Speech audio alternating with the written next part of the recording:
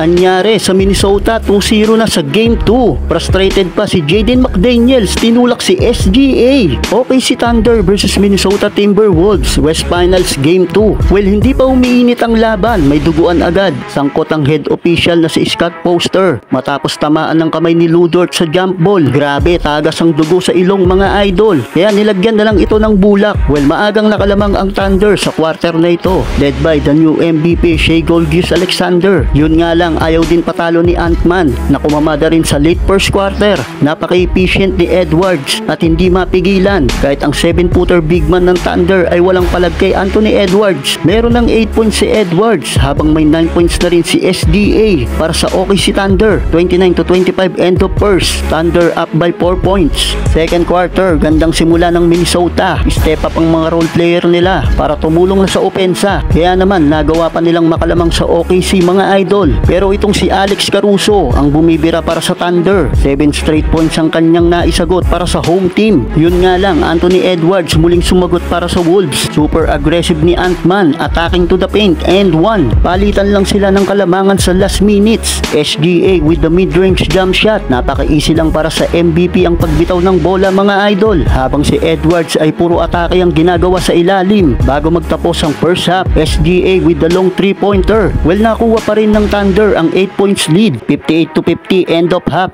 Well, third quarter, heto na naman ang Thunder na magana sa double digits ang kalamangan nila sa visiting team. Umapalag pa rin naman ang Minnesota. 7-2 nating run ang naisagot nila sa Thunder. Ginatasan nila ng ginatasan ng OKC sa paint at inatake ng inatake. Aggressive pa rin si Ant-Man at walang takot na pinapasok ang shaded area. Subalit under 4 minutes, balik sa double digits ang kalamangan ng Thunder. SGA attacking to the basket and one. Halos hindi sumasablay ang mid-range jump shot ng 2025 NBA MVP. Papatapos na lang ang third quarter. Pumahabol pa si Holmgren ng poster dunk at nag-stir down pa sa harapan ni DiVincenzo. Magana sa 22 points ang lead ng Thunder. 93-71 end of third. Fourth quarter, di pa rin nawawala ng pag-asa ang Wolves kung saan nagkaroon pa sila ng momentum at naibaba nila sa 13 ang kalamangan ng Thunder. Yun nga lang, mukhang walang balak ang OKC na patikitin pa sila. Muling kumamada si SGA at balik ulit sa Thunder ang momentum. Halfway mark, frustrated na si Jaden McDaniels kay SGA. Intentional na ang kanyang pagkakatulak sa MVP mga idol. Nabigyan ng penalty si McDaniels. Hindi nagparamdam si Julius Randle kaya ibinangko na ito at di na pinaglaro.